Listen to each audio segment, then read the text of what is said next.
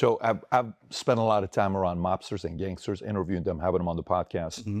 And a lot of times when you ask a mobster when they were active, hey, what do you do for a living? You know, I own a construction business. You know, I own a plumbing business. I own dry cleaners. I own this.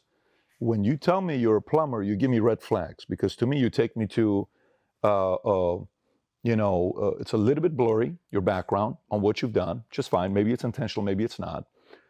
It could go the CIA route. It could be the DIA route. It could be a lot of different intelligences. You know, it's not hard to be associated with them. But you're saying you've never been involved with CIA. You've not done anything with DIA. That's not something you've done in the past before. I have never been directly employed by any of those companies, alphabet agencies, however you want to title them.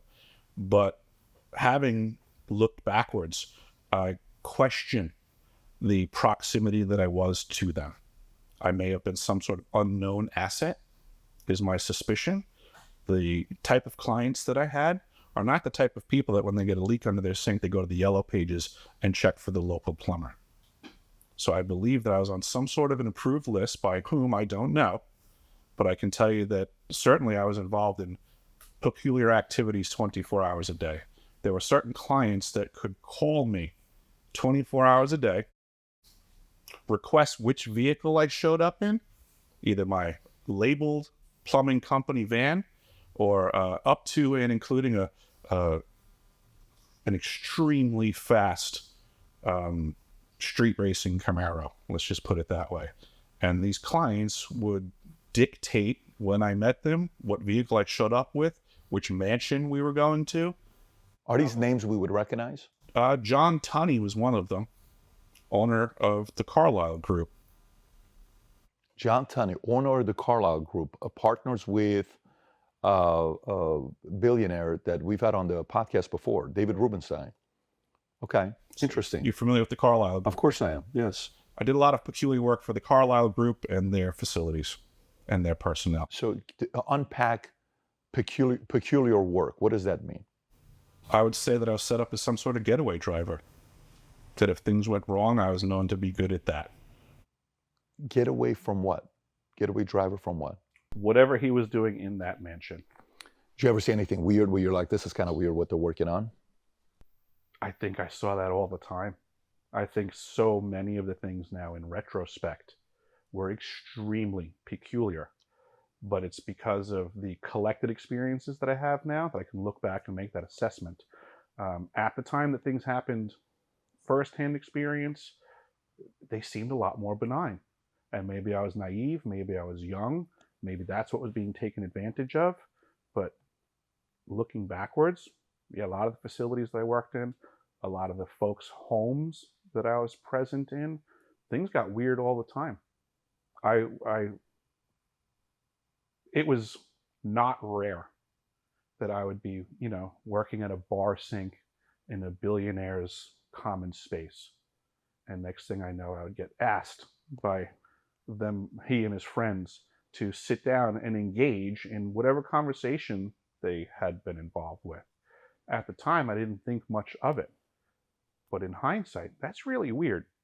It's not often that a bunch of billionaires ask the plumber to sit down and dialogue with them. What's wrong with that? Maybe they just want to be personal. Maybe they want to have a conversation with you. Nothing wrong with it at all. You're right. No prejudices, but just in the grand scheme of every other day in that role, it wasn't as common as you would think. It was an out of the ordinary experience. For the most part, in those environments, I was observably invisible. Got it. Like I would think about it, we have somebody in my office who comes, he's doing the lights, he's doing the AC, he's doing working on stuff. He's there, I'll be on conference calls. He can hear what I'm talking about, what I'm doing. Mm-hmm. So it could be as simple as that kind of a relationship they had with you, but they trusted you. Fair enough, but it would be different if you were then to engage that tradesman, bring them into your conversation, and start asking their opinion on things. Okay.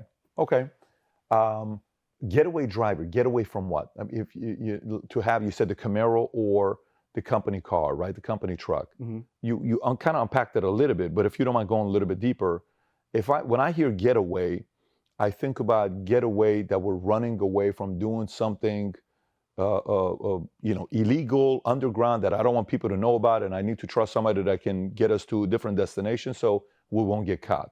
Am I reading it correctly? Absolutely. So what do we get? Who are we getting away from?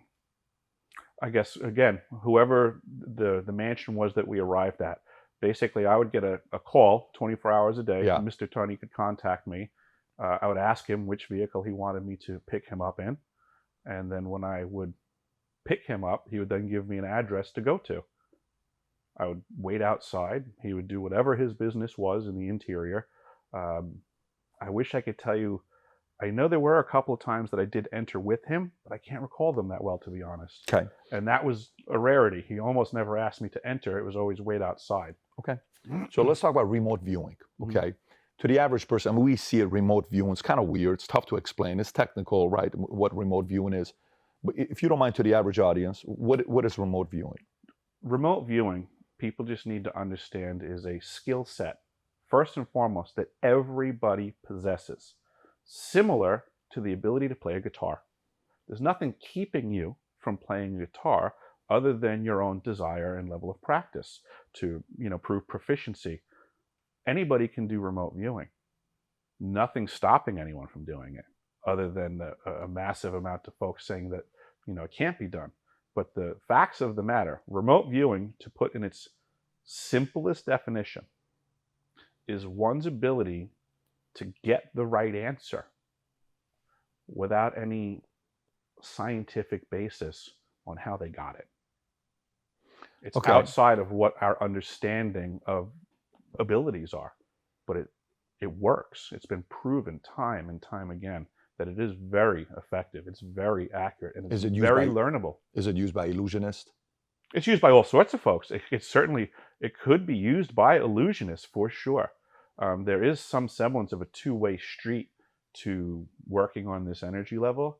So part of what I'm discussing today and the ability to put thoughts in people's head contemporarily by an abuse of technology was in antiquity an abuse of technique. So adepts of old would have the ability to enter this space and have a thought go into your head. Now, there's technologies that do that, and we can put this in the spectrum of, let's say the energies that remote viewers work in. Okay, so brainwashing is not a new thing. Not at all. Brainwashing has been around for a while. So if you look at the process of brainwashing, you'll hear somebody talk about isolation, monopolization, debilitation, exhaustion, drugs, torture, enforcement of routine, hypnosis, repetition, gaslighting. If I keep repeating it to you, affirmations, there's a lot of effectiveness in repetitive, getting somebody to think positive or negative or weak, or you can't do this, or you need the government. Many ways you can do this. It's been going on for a long time, whether it's Operation Mockingbird you're talking about, other things. But for you, when remote viewer, you get hired as a plumber to go to Raytheon, then they upgrade you to firefighter. You have access to pretty much everything while you're there in Antarctica. For the average person that, when you think about Antarctica, this is kind of where I go to. Fun facts and strange facts about Antarctica, okay? It's a desert, driest continent on the planet. Very few people live there, 140 permanent residents. It was discovered recently in 1820 by Russian expedition.